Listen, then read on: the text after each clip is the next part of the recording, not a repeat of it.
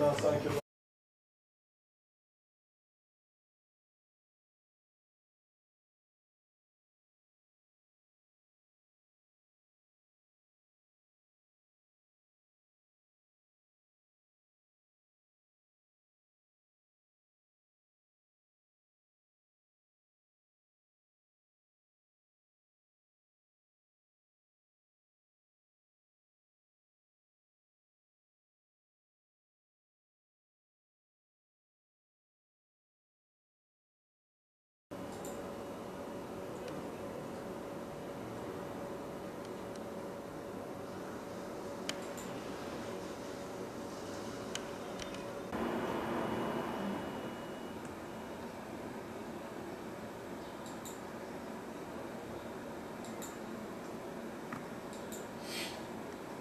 Bismillahirrahmanirrahim. Her Ramazan olduğu gibi bu Ramazan ayı içerisinde de inşallah yüzlerce ailemize, mağdur olan ailemize ulaşmaya çalışacağız. Ramazana girilmeden önce öncelikle şehrimizin belli noktalarına brandalar astık.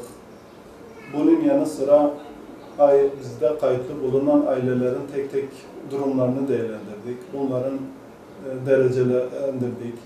Özellikle yetimlerimize ve birinci derecede olan ihtiyaç sahibi olan ailelerimizi onları değerlendirdik.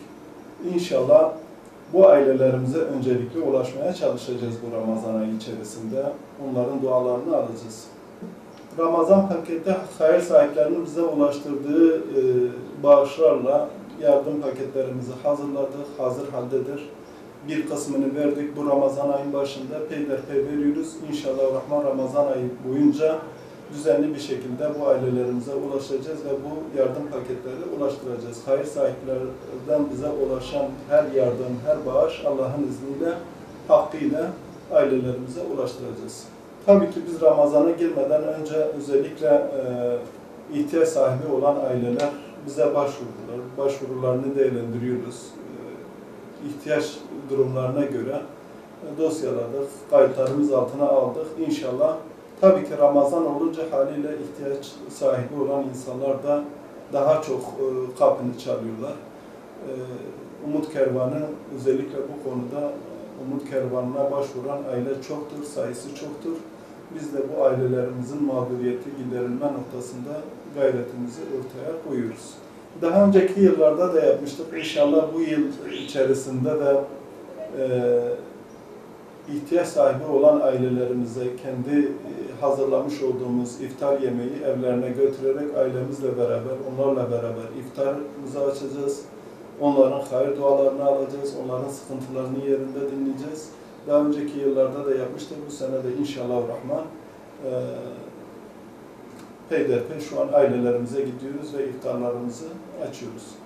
Kampanyamız geçen Kurban Bayramı'nda başlattık. Mersin ili içerisinde yardım kampanyamız var. Bu kampanyada hayır sahipleri gönül rahatlığıyla bu kampanyamıza destek verebilirler. Bu ailelerimize ulaşmak üzere bağışlarını yapabilirler. Gerek zekatlar olsun, gerek fitreler olsun, gerek sadakalar olsun.